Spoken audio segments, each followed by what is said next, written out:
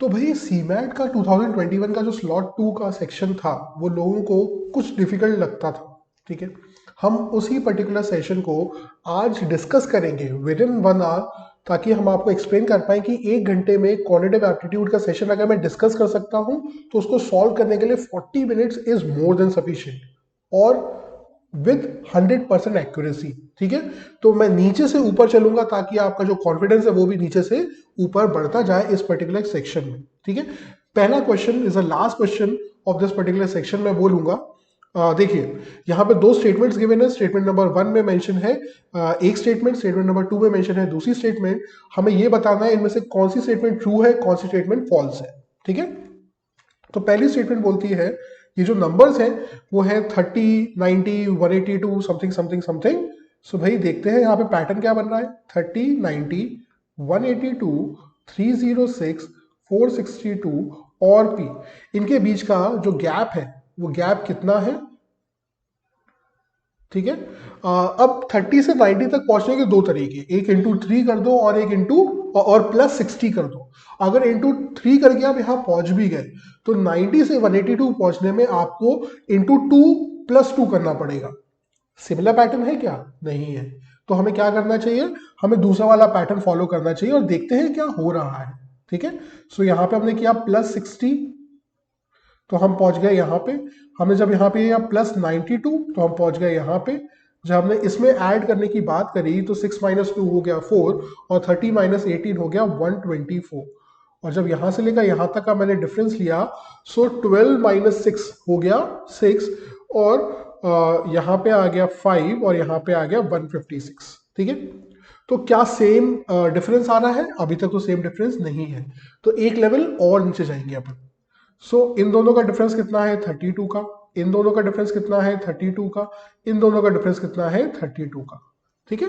So the pattern नजर आ रहा है। तो जो अगला डिफरेंस है वो भी 32 का होने वाला है। इसका मतलब 156 में जब +32 करेंगे वो बन जाएगा हमारा गैप, जो 462 और पी का गैप होगा। देखते हैं। सो 6 + 2 हो गया 8, 5 + 3 हो गया 8, और ये तो 1 का 1 ही रहा। तो जब मैं 462 में 188 ऐड कर दूंगा तो I will get the value of P. जरा ऐड करके देखो वो 650 ही होता है। अगर 650 होता है इसका मतलब जो पी की वैल्यू 650 यहाँ लिखी हुई है वो बिल्कुल सही है। That mean statement number 1 is correct. चलिए अब स्टेटमेंट नंबर 2 पे जाते हैं। स्टेटमेंट नंबर 2 बोलता है कि there are 8 digits in 9 to the power of 8 when it is expressed in decimal form, ठीक है। ऐसे क्वेश्चन को सॉल्व करने का तरीका क्या होता है, मैं कंसेप्ट बता देता हूं आपको। ये कंसेप्ट है लॉगरिथम का। लॉगरिथम में अगर मैं बोलूं कि log x करके कोई एक नंबर है जिसकी वैल्यू है लेट्स से सम 4.5438, ठीक है। ये अगर उस पर्टिकुलर चीज की वैल्यू है तो नंबर ऑफ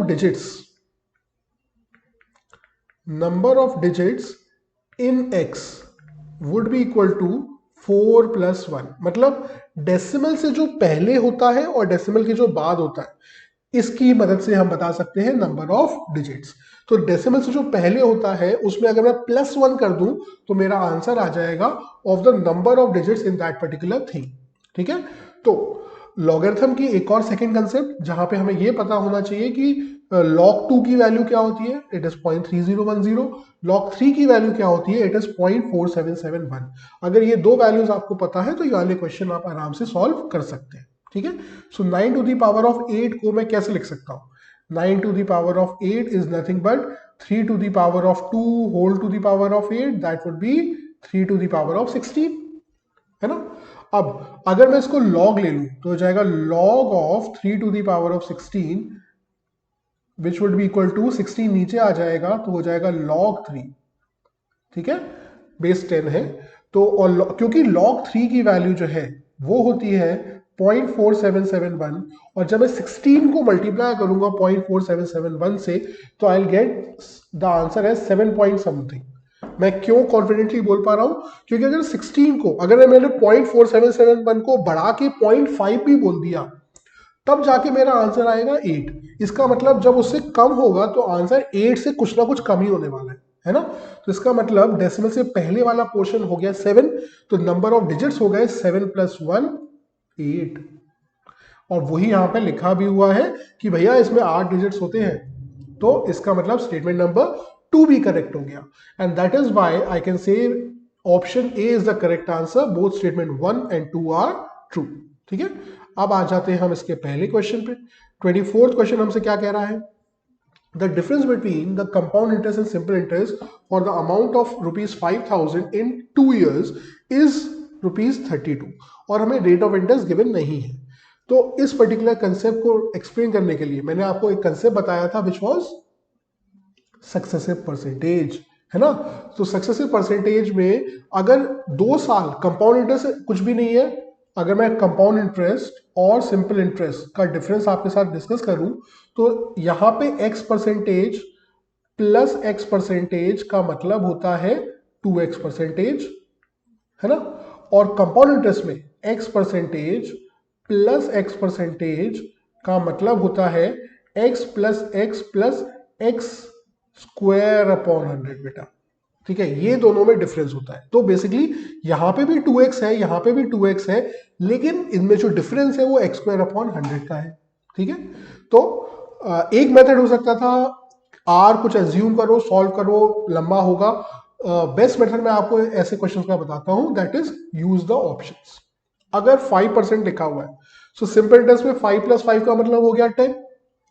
कंपाउंड इंटरेस्ट में 5 + 5 का मतलब हो गया 5 + 5 + 5 × 5 अपॉन 100, मतलब कि 0.25। 5 × 5 हो गया 25, 25 अपॉन 100 हो गया 0.25। So 0.25 is going to be the difference. 8% में 8 + 8 + 8 × 8 अपॉन 100, मतलब 0.64 हो जाएगा डिफरेंस।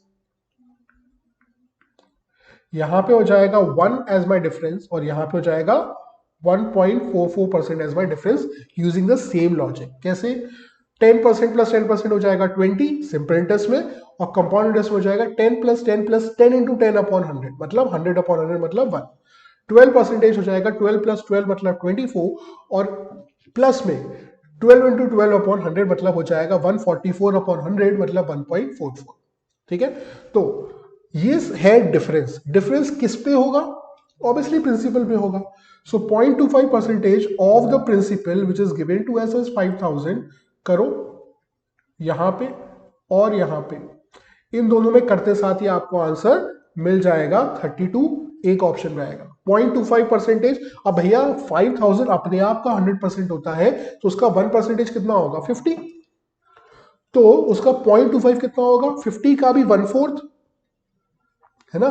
50 का भी 1/4 कितना हो जाएगा बेटा, 50 का 1/4 हो जाएगा, 50 का आधा हुआ 25, 25 का आधा हुआ 12.5।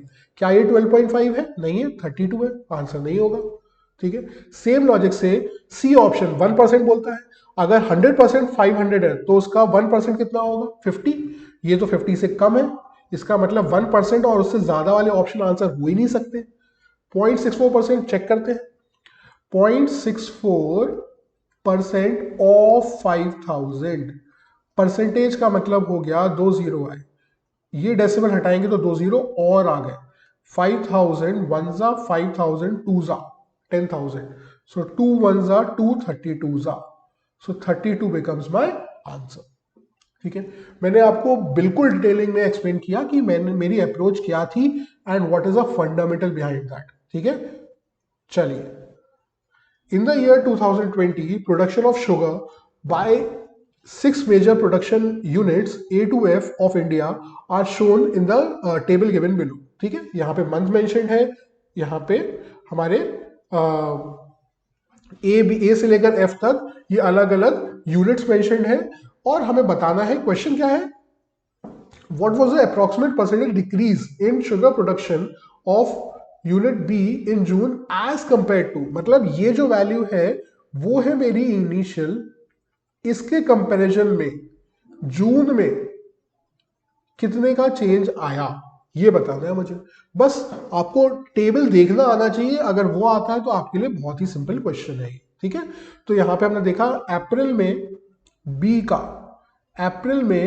का प्रोडक्शन था 180, और जून में बी का प्रोडक्शन था 160, तो जो चेंज आया वो कितने का आया 20 का।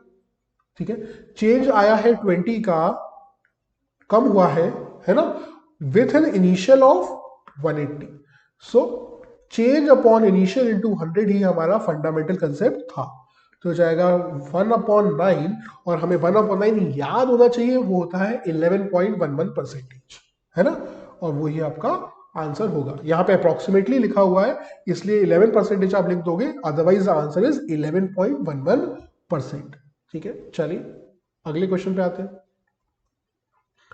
अब ये क्वेश्चन मेरे ख्याल से इस पर्टिकुलर पूरे के पूरे सीमैट के पेपर का सबसे अच्छा क्वेश्चन था।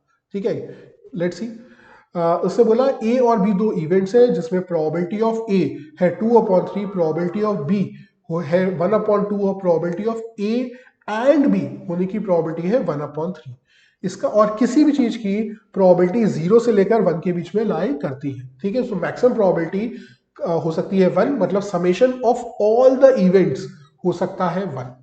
ठीक है, तो probability of A union B, मतलब ए और बी क्या हो जाएगा, वो हो जाएगा probability of A plus probability of B minus probability of A intersection B. जरा इसको सॉल्व कर लो तो आपका थोड़ा कंसेप्ट बिल्डिंग हो जाएगी। तो प्रोबेबिलिटी ऑफ ए होता है 2/3, 2/3 प्लस 1/2 माइनस का 1/3 करोगे तो वो जाएगा 2/3 माइनस 1/3 हो जाएगा 1/3, और 1/3 प्लस 1/2 करोगे तो आपका एलसीएम आएगा 6 का, इधर जाएगा 3, इधर जाएगा 2, तो आंसर आ जाएगा 5/6। तो ए और बी, मतलब ए हो जाए या बी हो जाए, उसकी प्रोबेबिलिटी क्या आ गई, 5/6 आ गई। इसका मतलब कि ये दोनों ही ना हो, probability of the complement of A union B is equals to होता है probability of A intersection B. A intersection B नहीं होता है,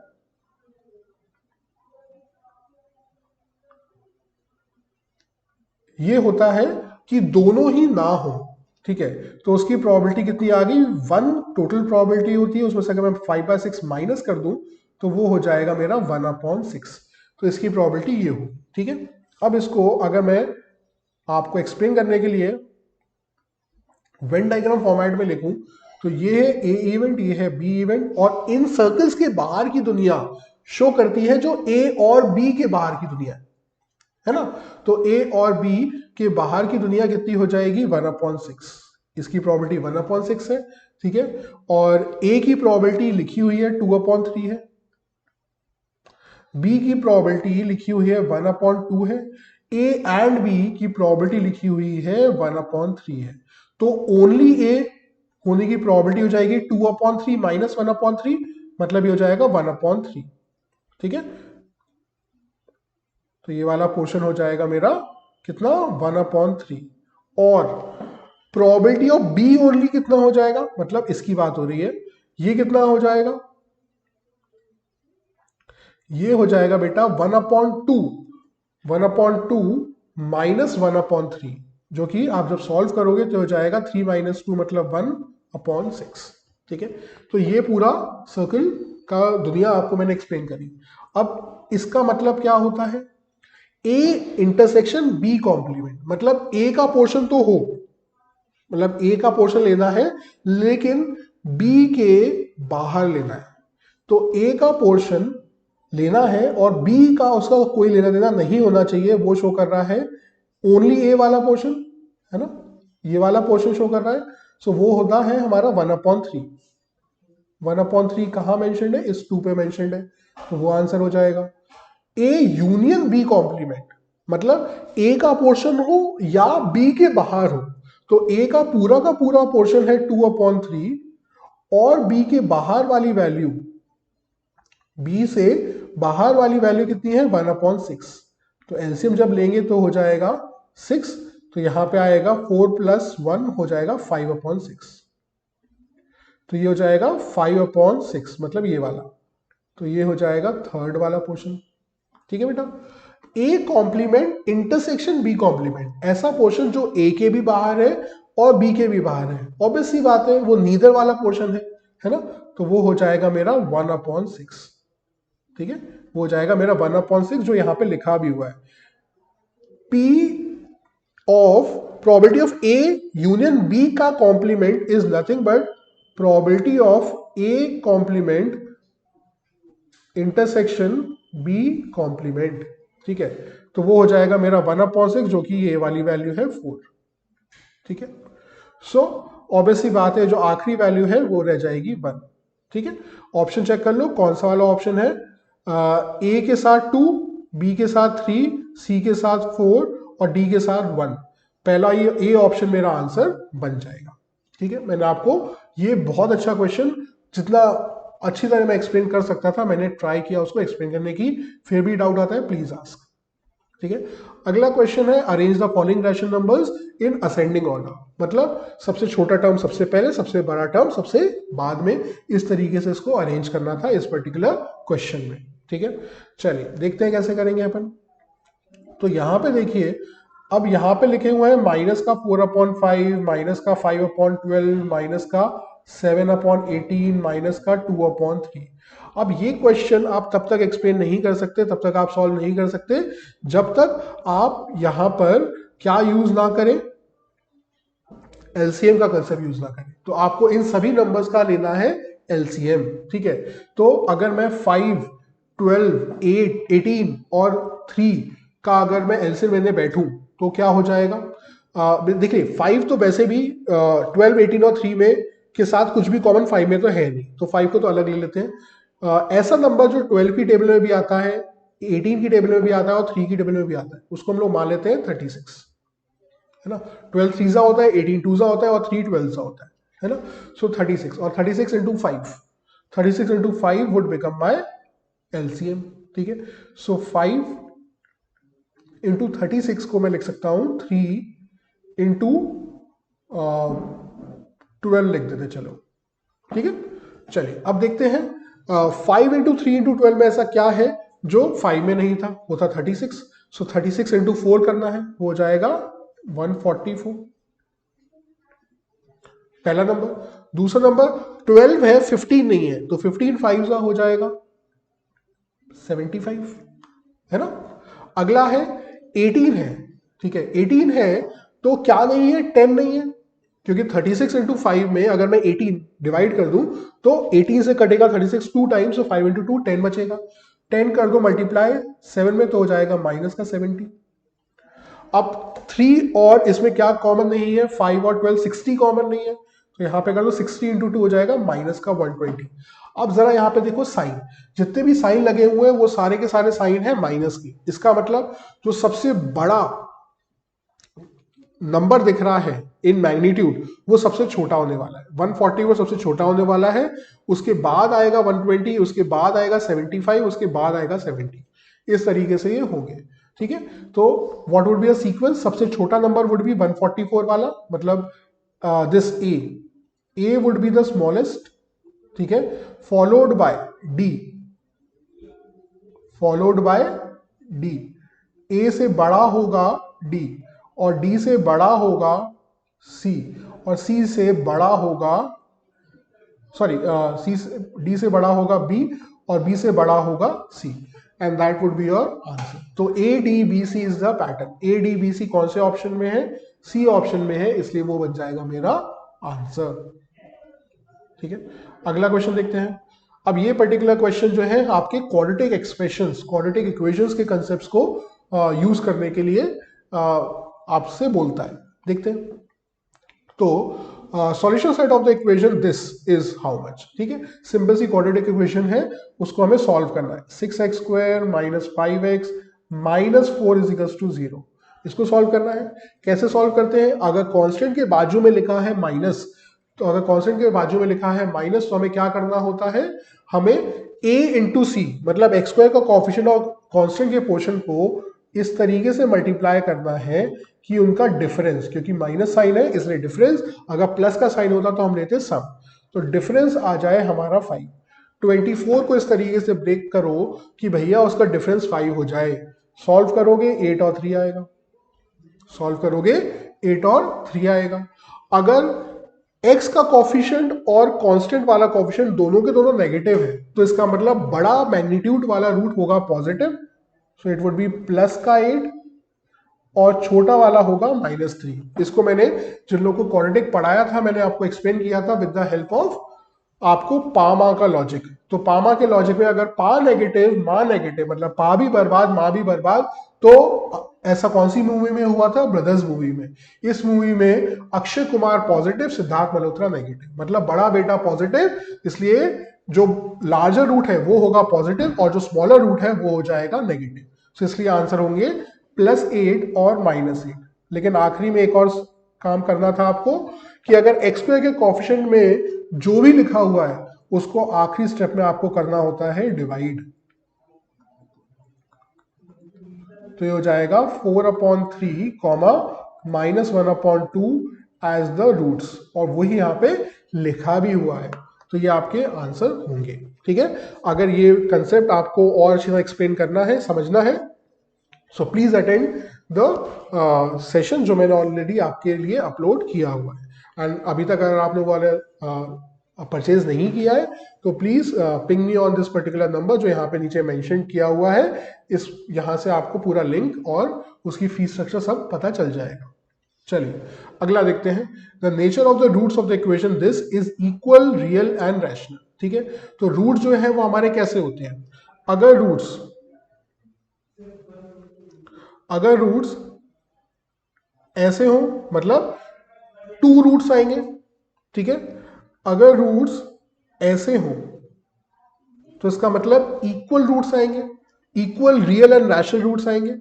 और अगर रूट्स ऐसे हो इसका मतलब नो रियल रूट्स। ठीक है, और ऐसा ही ग्राफ उल्टा भी बनता है जब हमारा x² का कोएफिशिएंट नेगेटिव होता है, वो हम लोग ने बेसिक्स में डिस्कस किया था आपके साथ। ठीक है, तो हमें इस क्वेश्चन को करना कैसे? ठीक है, हमें सिर्फ इसका डिस्क्रिमिनेंट चेक करना है। अगर डिस्क्रिमिनेंट हो गया 0 इसका मतलब रूट्स होंगे रियल भी होंगे, इक्वल भी होंगे और रैशनल भी होंगे, है ना। चलिए तो डिस्क्रिमिनेंट चेक करते हैं। डिस्क्रिमिनेंट वुड बी b² कितना होगा? 6 का स्क्वायर मतलब 36 -4ac 4 × 9 × 1, सो 36 - 36 हो गया 0। हाँ ये भी ट्रू होगा क्योंकि डिस्क्रिमिनेंट 0 है, इसका मतलब उसके रूट्स होंगे रियल, इक्वल एंड रैशनल। ठीक है, अगर रूट्स इक्वल है तो वो रैशनल होंगे ही होंगे क्योंकि इरैशनल करने वाला होता है अंडर रूट के अंदर की वैल्यू। अगर अंडर रूट के अंदर की वैल्यू ही 0 है तो वो रूट्स कभी भी इरैशनल हो ही नहीं सकते। ठीक है, if one root of this particular thing is 3 times the other then k की वैल्यू क्या होगी? चलिए इस क्वेश्चन में के लिए थोड़ी सी हमें जगह और की जरूरत है तो मैं ये वाला पोर्शन थोड़ा सा रब कर देता हूं। ठीक है, क्योंकि तो हम ऑलरेडी डिस्कस कर चुके हैं। ये वाला पोर्शन में रब कर देता हूं ताकि मैं इस क्वेश्चन का सॉल्यूशन आपके साथ कर पाऊं। ठीक है, अच्छा क्वेश्चन है ये।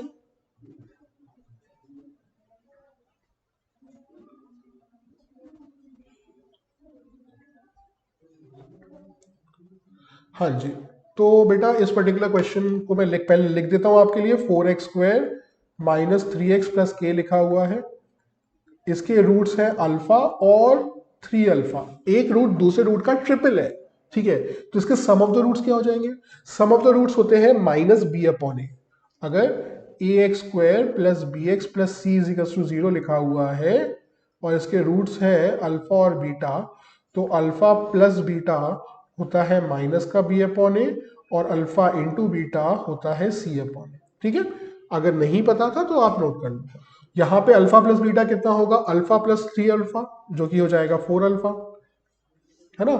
4 अल्फा हो जाएगा -b/a, माइनस ऑफ -3 हो जाएगा +3 अपॉन a हो जाएगा 4।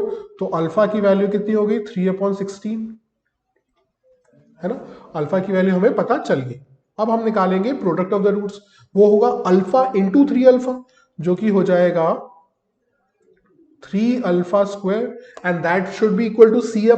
c कितना है? k है, k/4। ठीक है, तो इसके अकॉर्डिंग अल्फा स्क्वायर की वैल्यू कितनी आ गई?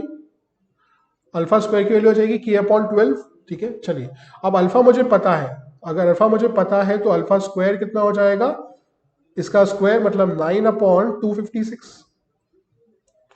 सो अल्फा स्क्वायर की वैल्यू आ गई 9/256। ठीक है, अब यहां से मुझे अल्फा स्क्वायर की वैल्यू मिली कितनी, k/12।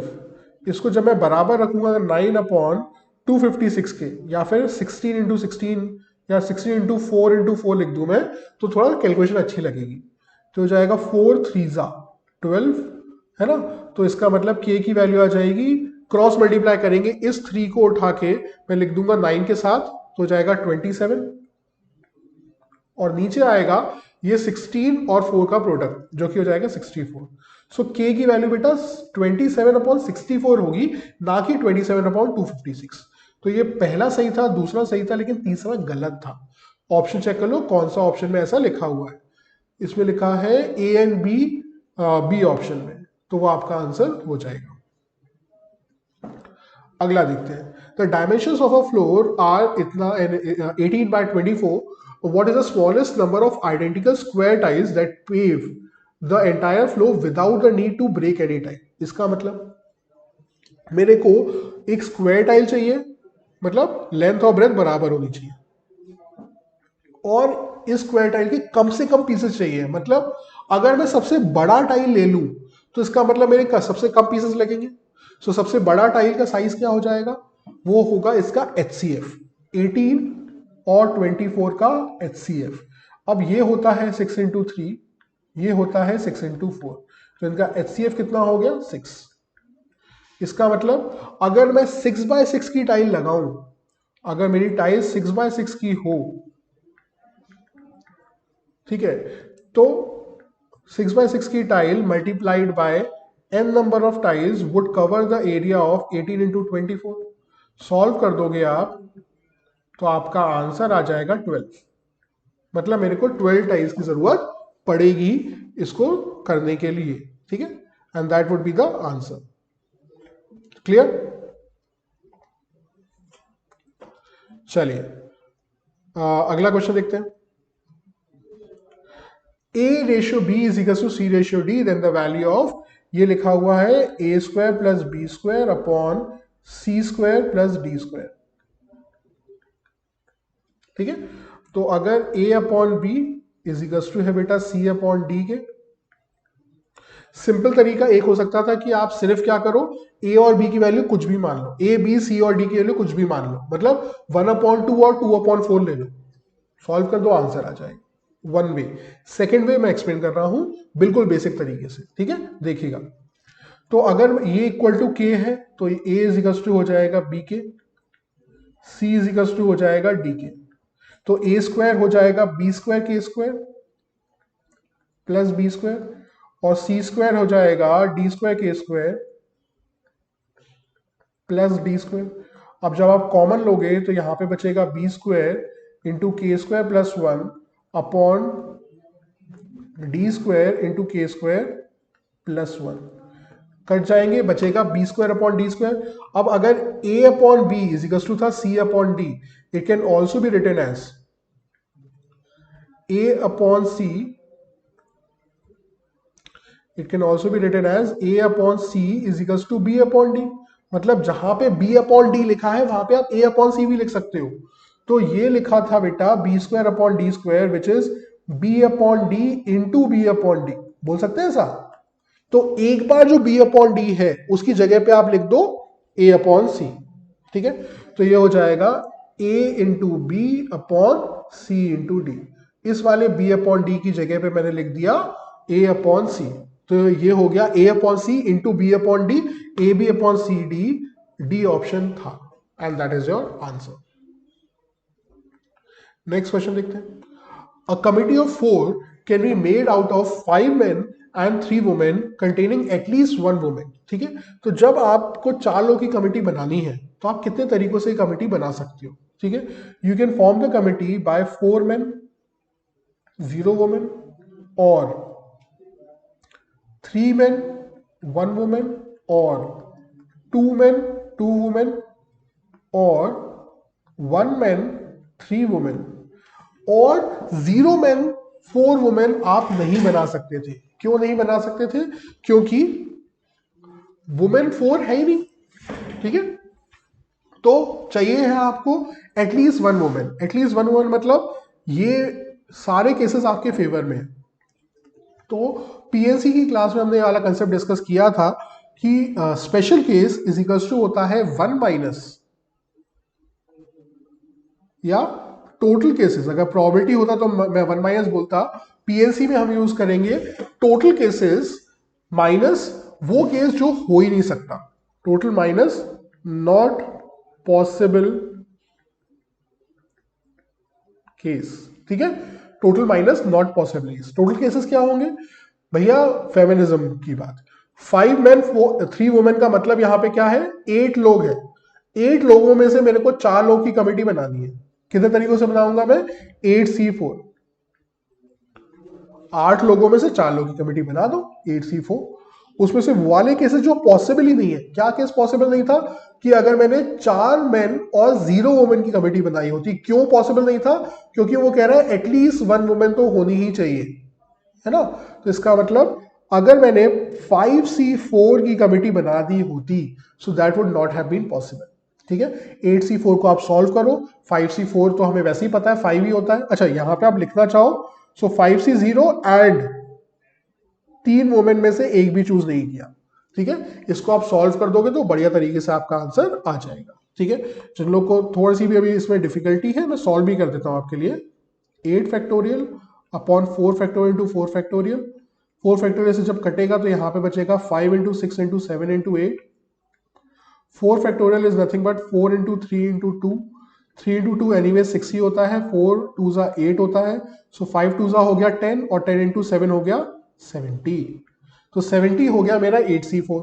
5C4 का मतलब क्या होगा? 5 फैक्टोरियल अपॉन 4 फैक्टोरियल। 4 फैक्टोरियल से जब मैं काटूंगा तो बचेगा सिर्फ 5 और 3C0 तो एनीवेज 1 ही होता है।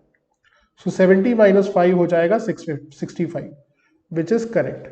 इसका मतलब स्टेटमेंट 1 इज करेक्ट। स्टेटमेंट 2 कहता है the number of words which can be formed using the letter of the word arrange so that vowels occupy even place, ठीक है। अब अगर हम देखें तो अरेंज में कितने वर्ड्स हैं? 1 2 3 4 5 6 7। 7 प्लेसेस है।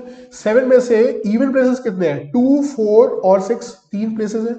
और वॉवल्स कितने हैं? ए और ई ही मेरे वॉवल्स हैं, ठीक है। सो 3 वॉवल्स है और 3 ही प्लेसेस है। कितने तरीकों से मैं अरेंज कर सकता हूं? I can arrange in 3 factorial upon 2 factorial.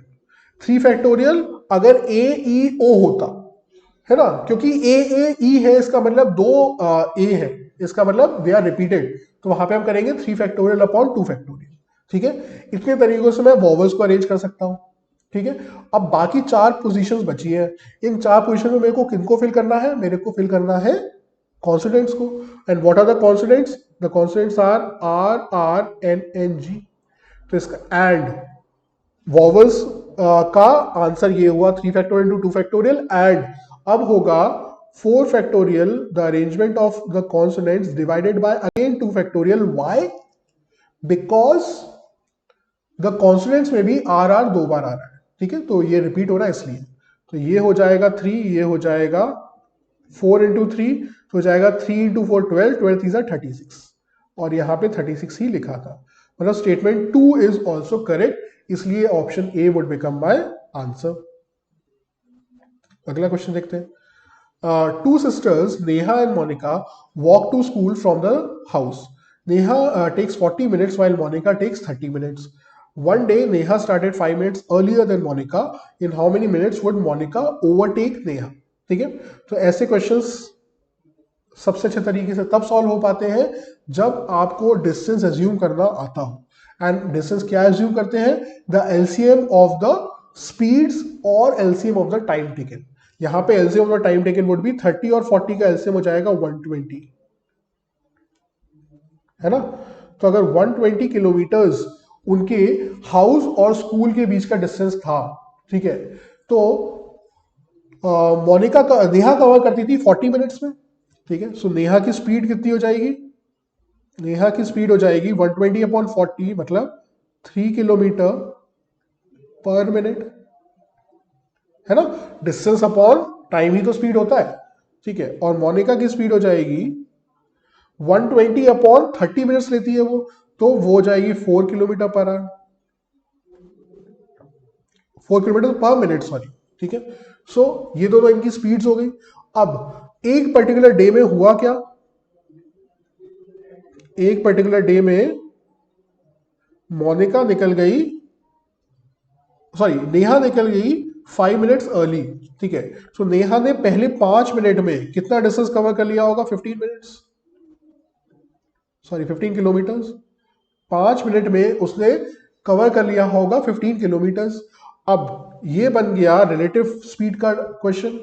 15 kilometres distance है नेहा और मोनिका का, where in Neha is moving at 3, Monica is moving at 4, है ना। दो लोग अगर सेम डायरेक्शन में जा रहे हैं तो उनकी रिलेटिव स्पीड हो जाती है सब्ट्रैक्ट, मतलब 1 kilometre per minute would be the relative speed. इनके बीच का जो डिस्टेंस है, सॉरी डिस्टेंस है, that is given to us as 15 kilometres. तो इनका टाइम, कितने टाइम में ये दोनों मिलेंगे, ये लोग मिलेंगे 15/1 मतलब 15 मिनट्स में। सो 15 minutes would become my answer, ठीक है। स्टेप बाय स्टेप मैंने आपको बताया। अगेन अगर फंडामेंटल कंसेप्ट्स आपको समझने हैं, क्यों रिलेटिव स्पीड किस तरीके से हम लोग निकालते हैं, सेम डायरेक्शन में सब्ट्रैक्ट होती है, ऑपोजिट डायरेक्शंस में ऐड होती है, और कब ये लोग मिल पाएंगे कब नहीं मिल पाएंगे, तो again you need to understand the basics. अगर आपको इसकी ज़रूरत है तो मेरे ख्याल से आपको जो फुल कोर्स है वो लेने की भी ज़रूरत है, तभी आप इन चीज़ों को समझ पाओगे, ठीक है। मैंने अभी लेकिन इसका सॉल्यूशन बेस्ट वे में करके दिखाया आपको। 15 question, the following pie chart indicate the monthly domestic budget of a family, ठीक है। अब यहाँ पे A B C D E तो मेंशन है लेकिन F मेंशन नहीं है, तो इसका परसेंटेज हमें निकालना पड़ेगा। वो कैसे निकालेंगे, टोटल होता है 360 डिग्री, टोटल होता है 100%, ठीक है। तो परसेंटेज में हम निकाल लेते हैं इसको, ठीक है। तो 20 + 15 हो जाएगा 35, 35 + 20 ये दोनों हो जाएंगे 20 + 15 हो गया 35, और 35 + D हो जाएगा 55, और 12 + 18 होता है 30। सो 55 + 30 हो जाएगा 85, 85 हो गया A B C D और E का। तो ऑब्वियसली 100 - 85 15% यहां पे आएगा। अगर 15% यहां पे आएगा तो अब हम देख लेते हैं क्वेश्चन, ठीक है। तो उसका कहना है if the monthly saving of the family is 4500, और सेविंग कौन बता रहा है, एफ ही बता रहा था। तो इसका मतलब वो ये कह रहा है कि भैया 15% की वैल्यू मैं आपको दे रहा हूं 4500 है, तो ये बताइए कि 1% कितना होगा, दैट वुड बी 4500/15 हो जाएगा 300 रुपए। अगर 300 रुपए है 1% है, सो 100% कितना होगा, it would be 300 into 100, that would be 30,000, so 30,000 becomes my answer, ठीक है। 30,000 इसका मतलब आंसर होगा, कितना, monthly income of the family, ठीक है। अगर कोई और वैल्यू निकालने को बोलता, तो जैसे अगर वो बोलता बी की वैल्यू बताओ, सॉरी सी की वैल्यू बताओ, तो 1% में निकाल चुका हूं 300, सो 18 इंटू 300 कर देता तो 5400, इसका मतलब सी मतलब क्लोथिंग में खर्चा हुआ होता, ठीक है। चलिए नेक्स्ट क्वेश्चन देखते हैं, बड़ा सा क्वेश्चन दिख रहा है। Which of the following graph represent the function of graph, function of x, function of x इसका मतलब फंक्शन होना चाहिए, फंक्शन 1 1 होता है, ठीक है, मैनी 1 होता है, 1 मैनी और many many are not functions, ठीक है। तो फंक्शन क्या होता है, अगर एक इनपुट का एक आउटपुट है तो फंक्शन है, मल्टीपल इनपुट्स के सेम आउटपुट है, मतलब मल्टीपल स्टूडेंट के सेम मार्क्स आए हैं, पॉसिबल है, एक स्टूडेंट के मल्टीपल मार्क्स आए एक ही पेपर में, हो सकता है क्या, नहीं हो सकता, इसका ना किसी को तो वो झूठ बोल रहा है ना। तो ये सारे हमारे कौन से क्या होते हैं फंक्शंस होते हैं, वन वन और मैनी वन, और क्या फंक्शन नहीं होते हैं, वन मैनी और मैनी मैनी। एक और चीज जो यहाँ पे यूज नहीं हुई है दैट इज कि अगर कोई भी ऐसा इनपुट रह जाए जिसका आउटपुट ही एग्जिस्ट ना करे तो भी वो फंक्शन नहीं है। ठीक है, मतलब इनपुट की रेंज में, इनपुट की वैल्यूज में, मतलब डोमेन में कोई भी element without any image in the output column नहीं होना चाहिए। ठीक है, this is again the fundamental. इस क्वेश्चन में जितना एक्सप्लेन कर सकता था मैंने वो एक्सप्लेन किया। अच्छा, अब फंक्शन इस पैरामीटर्स पे जांचने का एक सिंपल सा तरीका होता है, बहुत इंपॉर्टेंट पॉइंट है, नोट कर लीजिएगा। ठीक है, अगर ऐसा कभी भी क्वेश्चन आता है तो आपको सिर्फ क्या करना है, y एक्सिस के पैरेलल में लाइंस बनाइए, y एक्सिस के पैरेलल में लाइंस बनाइए। अगर वो लाइन एक से ज्यादा बार कट हो रही है ना, जैसे ये ब्लू लाइन अगर इस पर्टिकुलर ब्लैक लाइन को एक से ज्यादा बार अगर कट कर रही होगी तो इसका मतलब वो फंक्शन नहीं होगा। ए सिर्फ एक ही बार कट हो रही है तो ये फंक्शन है। ठीक है, बी देखो ये पर्टिकुलर लाइन,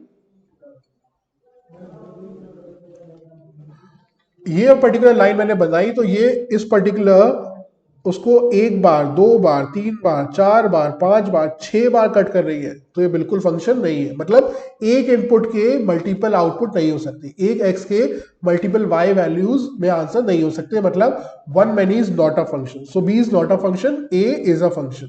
ठीक है, ऐसे ही देखो एक ही इनपुट के दो आउटपुट नहीं हो सकते तो C is also not a function. ठीक है, डी फंक्शन है, हाँ बिल्कुल है।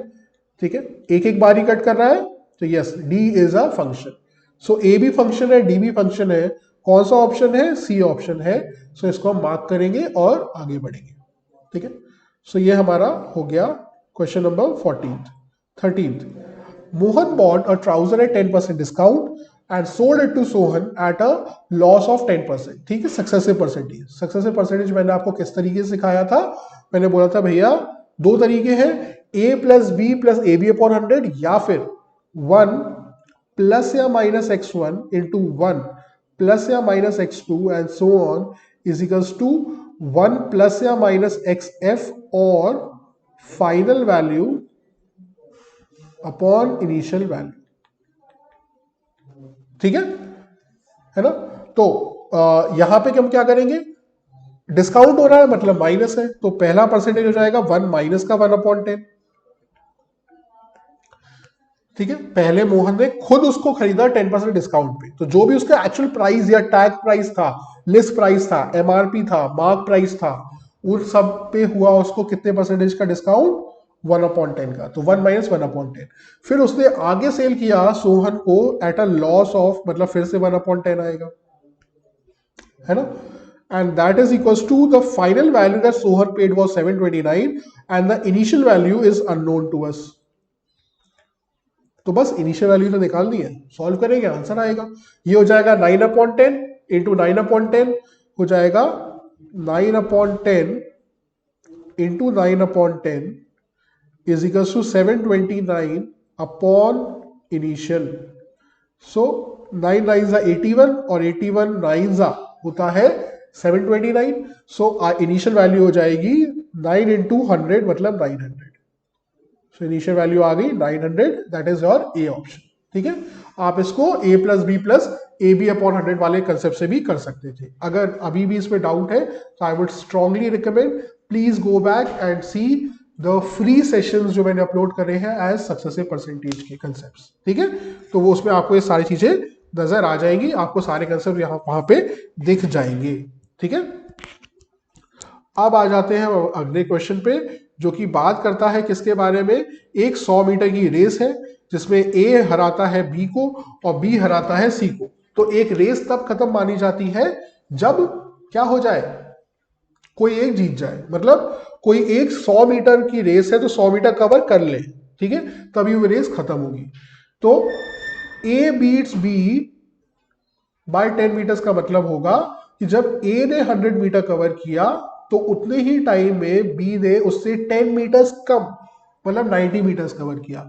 अब B beat C by 5 metres का मतलब ये होगा कि जब B ने 100 मीटर्स कवर किया तो C उससे 5 मीटर कम मतलब 95 मीटर कवर कर पाया।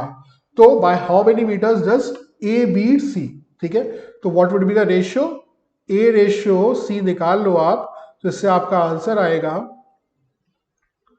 100 इंटू 100 रेशियो 90 इंटू 95। इस तरीके से भी आप कर सकते थे, या फिर आप कैसे कर सकते थे, आप इसको पहले सिंप्लीफाई कर दो। ये हो जाएगा 10 रेशियो 9, ये हो जाएगा 5 20 जा 5 19 जा, तो ये जाएगा 20 रेशियो 90, ठीक है। तो ये हो जाएगा फर्स्ट का मल्टीप्लाई करो तो हो जाएगा 200, और लास्ट का मल्टीप्लाई करो तो ये हो जाएगा 171, ठीक है। सो अगर 200 मीटर की रेस होती तो बी कवर कर पाता 171, मतलब इनका जो गैप होता वो होता 29 मीटर्स का।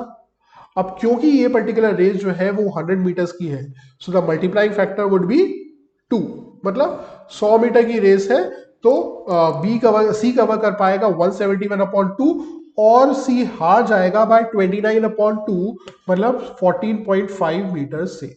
So 14.5 meters would be the answer to this particular question, ठीक है।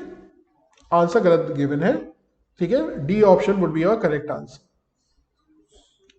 अगला क्वेश्चन बोलता है if x square minus 3x plus 2 is a factor of, factor of का मतलब क्या होता है, ये लिखा हुआ है x की power 4 minus P x square plus Q, ठीक है।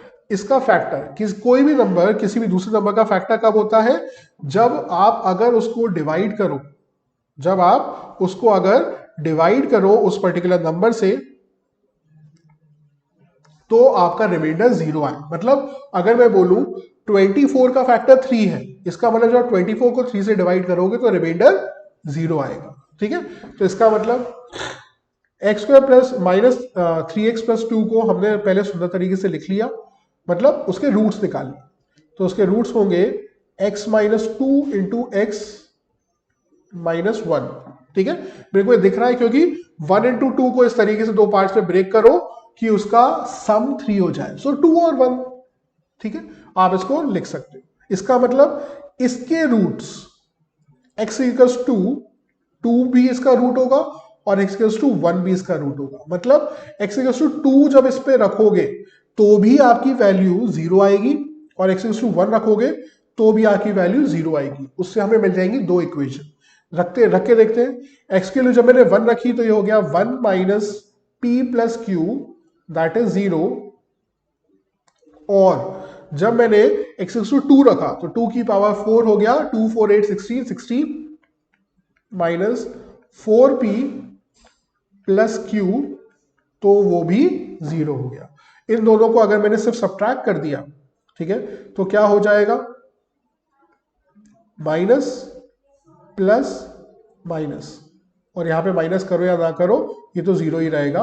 तो q माइनस क्यू हो गया माइनस 4p प्लस p हो जाएगा माइनस 3p, और 16 माइनस 1 हो जाएगा 15। So 15 minus 3p is equal to 0, मतलब 3p इज इक्वल टू 15, मतलब p is equal to 5। p is equal to 5 किसी भी एक जगह पे रख दो, है ना। 1 माइनस p प्लस क्यू में इज इक्वल टू 0 में अगर मैंने p इज इक्वल टू 5 रख दिया तो q की वैल्यू आ गई 4। सो p इज 5 q इज 4, वो p कॉमा q की वैल्यू पूछ रहा है तो 5,4 मेरा आंसर हो जाएगा, ठीक है। अगला question, a coin is toss 3 times, the probability of getting exactly 2 heads is this much, in tossing of 10 coins the probability of getting exactly 5 heads is this much, ठीक है। तो यहां पे कुछ मेरे को क्वेश्चन में गड़बड़ी लग रही है, लेकिन एनीवेज मैं कंसेप्ट बता देता हूं। n ट्रायल्स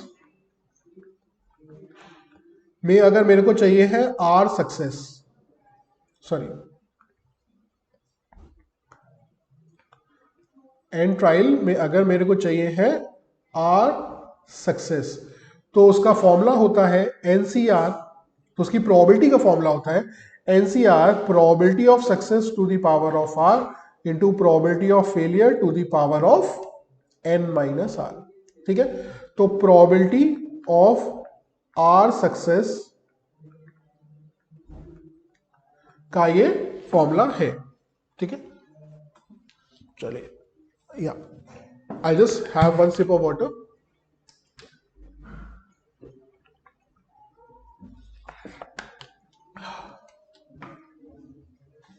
चलिए, तो जब 3 टाइम्स मैंने कॉइन को टॉस किया तो उसमें 2 बार सक्सेस चाहिए, मतलब 2 बार हेड चाहिए। तो जब एक कॉइन को आप टॉस करते हो तो उसकी प्रोबेबिलिटी ऑफ हेड कितना होता है, 1/2। प्रोबेबिलिटी ऑफ टेल कितना होता है, 1/2 ही होता है ना। सो 3C2 probability of getting a head की प्रोबेबिलिटी इज 1/2। कितनी बार चाहिए हेड, 2 बार। ठीक है, प्रोबेबिलिटी ऑफ टेल्स मतलब फेलियर 1 - 1/2 भी 1/2 ही होता है। तो यहां पे हो जाएगा 1/2 to the power of 1। That is the probability of getting exactly 2 heads. ठीक है, सॉल्व करोगे इससे आंसर आएगा। ठीक है, नेक्स्ट वाला देखो, प्रोबेबिलिटी ऑफ 10 हेड्स। सॉरी 10 बार मैंने टॉस किया जिसमें मेरे को 5 बार हेड चाहिए था, तो 10C5 1/2 कितनी बार हेड चाहिए, 5 बार, तो 5। कितनी बार टेल चाहिए, वो भी 5 ही बार चाहिए, तो हो जाएगा ये। इसको सॉल्व करो, इसको सॉल्व करो, आपका आंसर आ जाएगा। ठीक है, यहां पे कुछ मतलब मेरे ख्याल से टाइपिंग मिस्टेक है, तो उसको आपको ध्यान देने की जरूरत नहीं है। ठीक है, you just need to check कि आपका कंसेप्ट क्या है। ठीक है, अगर किसी के पास सही क्वेश्चन हो तो आप ये वाला आंसर चेक भी कर सकते हो। एनीवेज, अगला क्वेश्चन कहता है given below are 2 statements this and this. ठीक है, तो ये जो सेकंड स्टेटमेंट है तो देखते साथ मैं बोल सकता हूँ फॉर्मूला है ना, ये देखते साथ मैं बोल सकता हूँ फॉर्मूला है। अगर a + b + c 0 होता है, so the formula is a³ + b³ + c³ is equals to होता है 3abc, इज इक्वल्स टू होता है 3abc। क्लियर? ठीक, तो इसी के थ्रू अगर मैं इस ABC को नीचे लेके आ जाऊं, मतलब a³ + b³ + c³ upon ABC में कर दूं, so that would be equal to 3 for sure. ठीक है, that would be equal to 3। तो ये स्टेटमेंट 2 तो वैसे ही ट्रू हो गया। ठीक है, और यहां पे लिखा हुआ ये 12 होना चाहिए। यहां पे लिखा हुआ है √7 + √5 अपॉन √7 - √5 प्लस √7 - √5 अपॉन √7 प्लस √5 की वैल्यू 12 होगी क्या? तो आपको क्या करना है, एलसीएम लेना है। एलसीएम लोगे तो √7 - √5 और √7 + √5 का एलसीएम क्या हो जाएगा, a + b × a - b का फॉर्मूला होता है a² - b²। तो ये हो जाएगा a² मतलब हो जाएगा √7 का स्क्वायर विच वुड बी 7 और √5 का स्क्वायर दैट वुड बी 5। ठीक है, फिर √7 के स्क्वायर माइनस √5 के स्क्वायर में ऐसा क्या था जो √7 - √5 में नहीं था, दैट वाज √7 + √5। तो ये मल्टीप्लाई हो जाएगा इसके साथ और ये बना देगा √7 प्लस √5 का होल स्क्वायर प्लस √7 माइनस √5 का होल स्क्वायर। सॉल्व करोगे तो हो जाएगा 7 + 5 प्लस 2√35, ये हो जाएगा 7 + 5 माइनस 2√35, नीचे रह जाएगा 2, 7 - 5 है ना, तो ये तो आपस में कट ही जाएगा। यहां पे आएगा 7 + 5 मतलब 12, 12 + 12 हो जाएगा 24, 24/2 हो जाएगा 12। So 12 would be your answer.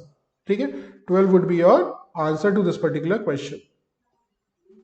ठीक है, 100 metre long train crosses a 200 metre long and 20 metre wide bridge in 20 seconds.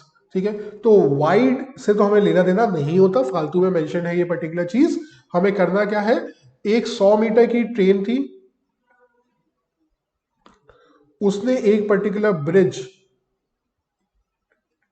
जो कि 200 मीटर्स का था उसको कवर किया 20 सेकेंड्स में। ठीक है, तो इसका मतलब जब ये पर्टिकुलर ट्रेन आगे आ रही होगी, ठीक है, ये अगर मेरा ब्रिज है और ये मेरी ट्रेन है, ठीक है, तो जब ये पर्टिकुलर ट्रेन इस पॉइंट पे होगी तब उसकी क्रॉसिंग शुरू हुई। क्या अभी क्रॉसिंग खत्म हो गई? नहीं, जब तक इसकी जो टेल है वो क्रॉस पूरी तरीके से नहीं हो जाती तब तक क्रॉसिंग कंप्लीट नहीं मानी जाती। मतलब डिस्टेंस क्या होगा, 200 मीटर भी उस ट्रेन को कवर करना पड़ेगा, एट द सेम टाइम अपने खुद का डिस्टेंस भी कवर करना पड़ेगा। So the total distance that the train needs to cover in order to cross would be the summation of 100 plus 200। तो डिस्टेंस हो जाएगा 300 मीटर्स, और जो टाइम लगा उसको 300 मीटर्स कवर करने में वो था 20 seconds. So distance upon time होता है speed. So the speed would be 15 metre per second. और 15 मीटर पर सेकेंड को अगर आपको कन्वर्ट करना आता है किलोमीटर पर आवर में तो डायरेक्टली फॉर्मूला लगा दो, अदरवाइज इसको आप ऐसे समझो, it is 15 metre upon 1 second. अब 1 किलोमीटर में होता है 1000 मीटर्स। सो 1 मीटर में होगा 1 अपॉन 1000 किलोमीटर, है ना। और 15 मीटर्स में होगा 15 अपॉन 1000 किलोमीटर। तो जहां पे 15 मीटर लिखा है वहां पे लिख दो 15 अपॉन 1000 किलोमीटर। जहां पे 1 सेकेंड लिखा है तो अब मैंने क्या पता है कि 1 आवर में होते हैं 60 मिनट्स, है ना, और 1 मिनट में होते हैं 60 सेकेंड्स। तो इसका मतलब 60 मिनट्स में कितने सेकेंड्स होंगे, 60 इंटू 60 सेकेंड्स हो गए, मतलब 3600 सेकेंड्स हो गए। तो 1 आवर में होते हैं 3600 सेकेंड्स, तो 1 सेकेंड में कितने आवर्स होंगे, 1 अपॉन 3600। इसको मैंने इससे कंपेयर किया। सो 1 सेकेंड की जगह आप लिख सकते हो 1 अपॉन 3600 आवर्स। तो यहां पे जो 1 सेकेंड लिखा था वहां पे आप लिख दो 1 अपॉन 3600 आवर्स। ठीक है, सॉल्व कर दोगे आंसर आ जाएगा, 2 0 से 2 0 कटे, ठीक है, 5 2 जा 5 3 जा 2 18 जा, सो 18 3 जा हो जाएगा 54। सो 54 kilometre per hour would be my answer. ठीक है, और अगर आपको पता था तो आप डायरेक्टली 18/5 भी मल्टीप्लाई कर सकते थे। 15 में अगर आपने डायरेक्टली 18/5 मल्टीप्लाई कर दिया होता तो आपका आंसर आ जाता। मैंने आपको एक्सप्लेन करके इसलिए बताया because I want you to excel. ठीक है, तो अगला क्वेश्चन है, in a triangle A B C D E F are the mid points of the sides the ratio of the area of D E F and this would be. Concept है, formula है median का। ठीक है, कि अगर median points को मिला के बनने वाला जो ट्राइंगल होता है वो 1/4 होता है हमारे पूरे ट्राइंगल के एरिया से। मतलब ये ट्राइंगल का एरिया x होगा, ये भी x होगा, ये भी x होगा, ये भी x होगा। ठीक है, तो इसका एरिया होगा x और उस पूरे ट्राइंगल का एरिया हो जाएगा 4x। So what would be the ratio, 1/4। Formula है सिर्फ, मीडियंस के पॉइंट से मिलाए हुए जाने वाले ट्राइंगल का एरिया 1/4 होता है टोटल पर्टिकुलर ट्राइंगल के एरिया से। ठीक है, sorry. Next question, a milkman adds 10 litres of milk water to 90 litres of milk. इसमें जब हमने मतलब अब ये 100 लीटर्स का मैंने कंटेनर बनाया,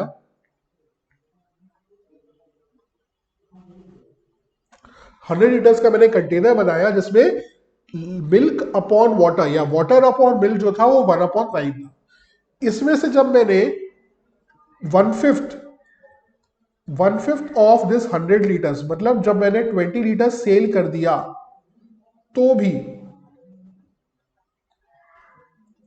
उस कंटेनर में जो वाटर अपॉन मिल्क का रेशियो है वो अभी भी 1/9 ही होगा, क्योंकि अभी तक उसमें कुछ भी ऐड तो किया नहीं है, सिर्फ निकाला ही है। सो जो बचा हुआ रह जाएगा उसका रेशियो भी 1/9 होगा। तो वाटर कितना होगा, the ratio would be 1/9, that means water would be how much, water would be 1 if the total is 10, wherein the pending total is 80 liters। 100 litres में से 20 लीटर्स जब मैंने निकाल दिए तो बचे 80 लीटर्स। सो इसका मतलब 8 लीटर्स वुड बी वाटर, इसमें रह जाएंगे 8 लीटर्स वाटर। ठीक है, और 80 लीटर्स में से जब मैंने 80 लीटर्स में से मैंने 8 लीटर्स माइनस कर दिए तो बच गए 72 लीटर्स मिल्क, है ना। चलिए, और अगर आप मिल्क का रेशियो के लॉजिक से भी निकालना चाहते तो वो भी आप निकाल सकते थे। Milk would be 9 parts if the total is 9 plus 1 10 parts, ठीक है, and the total is actually 80 litres, so हो जाएगा 72 लीटर्स, ऐसे भी आ जाता, ठीक है। अब वो क्या कह रहा है, he adds water equal to the quantity he sold, कितनी क्वांटिटी सेल करी उसने, 20 लीटर्स, इसका मतलब इसमें उसने 20 लीटर्स ऐड कर दिए, तो अब 8 लीटर्स में जब 20 लीटर्स ऐड हुए तो हो गए 28 लीटर्स वाटर, और मिल्क तो अभी भी 72 का 72 ही रहा, तो this would be the ratio of water upon milk, और वो हमसे वाटर अपॉन मिल्क ही पूछ रहा है, तो water upon milk would B 28 upon 72, मतलब बी ऑप्शन, ठीक है। अगला क्वेश्चन देखते हैं, the set of numbers 5 6 7 p 6 7 8 g has an arithmetic mean of 6 and mode which is mode क्या होता है, सबसे ज्यादा फ्रीक्वेंटली आया हुआ नंबर को हम लोग बोलते हैं मोड। अभी तक इन नंबर्स में 6 आया 2 बार, 7 आया 2 बार, इसका मतलब अगर मोड जो है वो अगर 7 है, इसका मतलब P और G में से कोई एक तो 7 रहा होगा, है ना। और अगर इसका अर्थमेटिक मीन अगर 6 है, इसका मतलब sum of all these 8 terms divided by 8 would be 6, ठीक है। तो sum of all terms upon number of terms which is 8 is equals to क्या होता है, 6 है, तो इसका मतलब sum of all the terms would be 48, and what is a sum, आप जरा इसको ऐड करो, तो 6 प्लस 6 हो गया 12, 12 प्लस 8, 12 प्लस 8 हो गया 20, और 5 प्लस 7 हो गया 12, 20 प्लस 12 हो गया 32, 32 प्लस 7 हो गया 39, so 39 plus P plus G is equal to, अगर 48 है, इसका मतलब P plus G would be equal to 48 minus 39, that would be equal to 9, तो इनका सम है 9, और इनमें से कोई एक क्या रहा होगा, 7 पक्का रहा होगा, ठीक है। इसका मतलब P और G की क्या क्या वैल्यूज हो सकती है, ये 7 और ये 2, तभी तो समेशन 9 होगा, या फिर ये 2 और ये 7, these are the 2 possible options, ठीक है। तो वो बोल रहा है देन P इंटू क्यू 16 होगा क्या, नहीं, P इंटू जी, P इंटू क्यू तो आप निकाल ही नहीं सकते एक्चुअली इससे, P इंटू जी अगर यहां पे होता तो P इंटू जी की value would have been 14, never 16, इसका मतलब स्टेटमेंट 1 इज फॉल्स।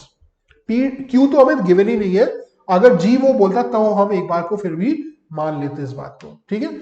अगला question, let P and Q be two positive integers such that P plus Q plus P into Q is equals to 94. Then P plus Q is equals to 20.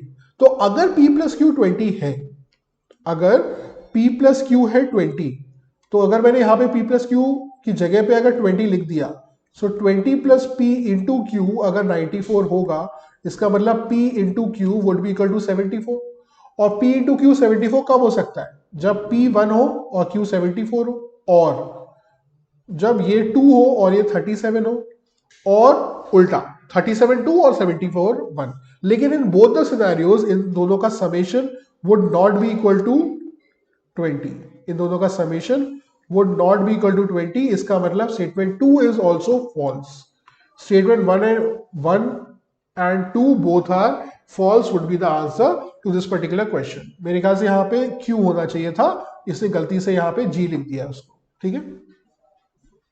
Next question, L and M together can complete a piece of work in 72 days, M and N together can complete it in 120 days, L और N उसको मिलके कर सकते हैं 90 days में, तो आपको ये बताना है कि भैया L अकेला कितने दिन में करेगा। बहुत ट्रेडिशनल क्वेश्चन है, बहुत फेमसली आज क्वेश्चन है, ध्यान से देखो हमें कैसे करना होता है।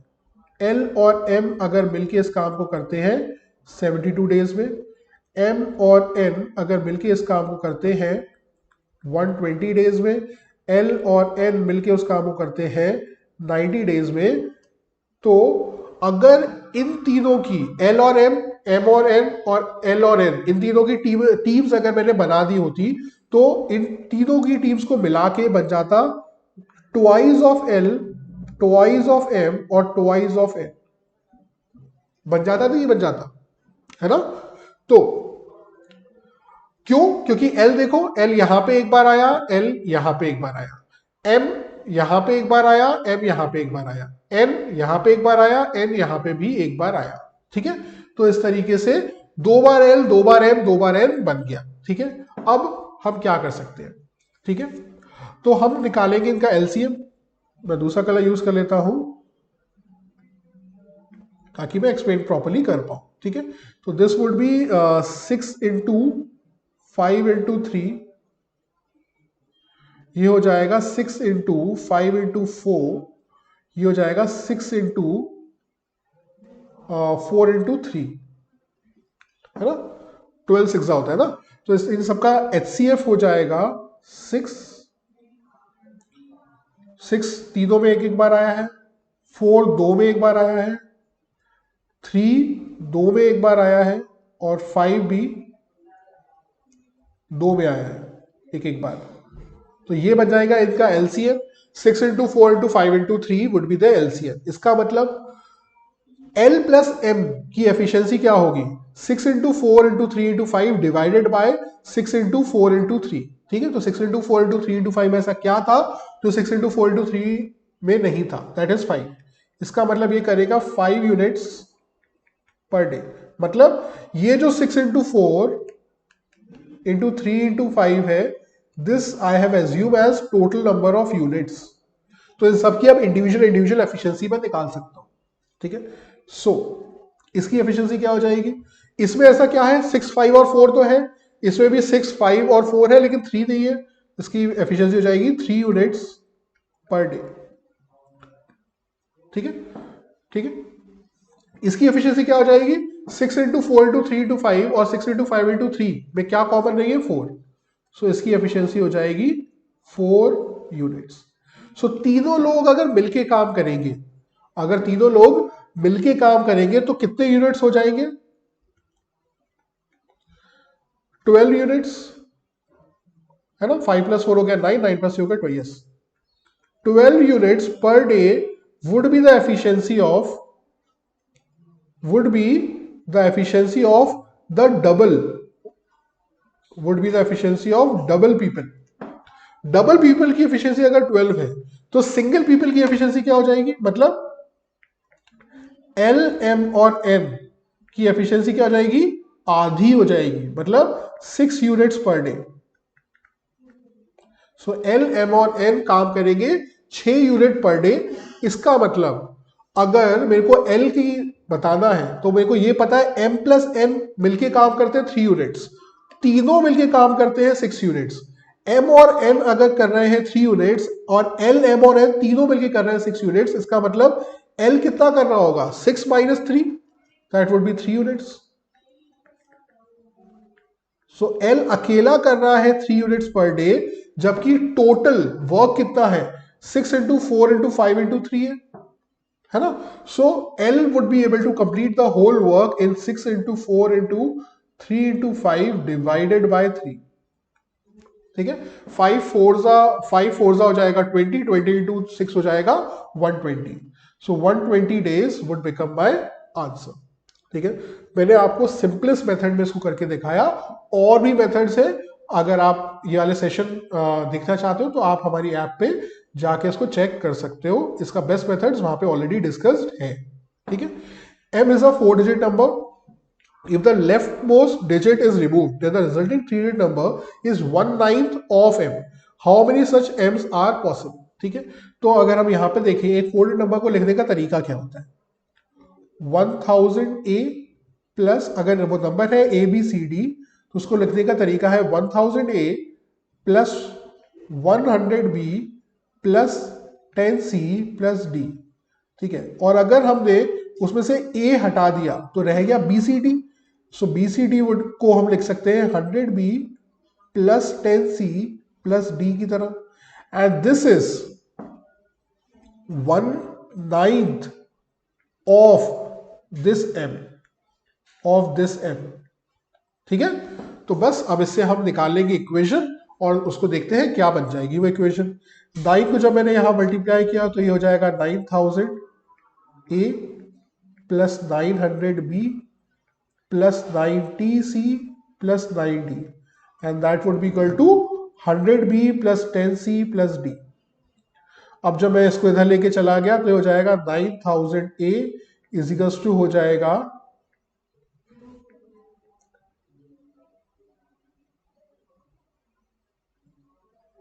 एक मिनट,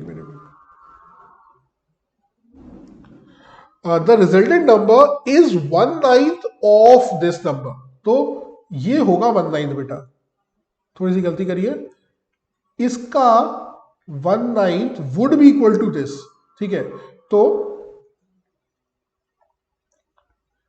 इसको हम नहीं करेंगे मल्टीप्लाई, हम बल्कि यहां पे मल्टीप्लाई करेंगे, ठीक है, थोड़ी सी गलती करी थी, अभी मैंने उसको सही कर दिया है, ठीक है, तो ये 1000a 100b 10c और d ही रहेगा, ये हो जाएगा 900b 90c और 9d, ठीक है, सो ये 1000a would be equal to how much 800b plus 80c plus 8d, जब मैं 100b को इस तरफ ले जाऊंगा 10c को इस तरफ ले जाऊंगा और d को इस तरफ ले जाऊंगा तो ये बचेगा, ठीक है, अब जब मैं 8 से डिवाइड करूंगा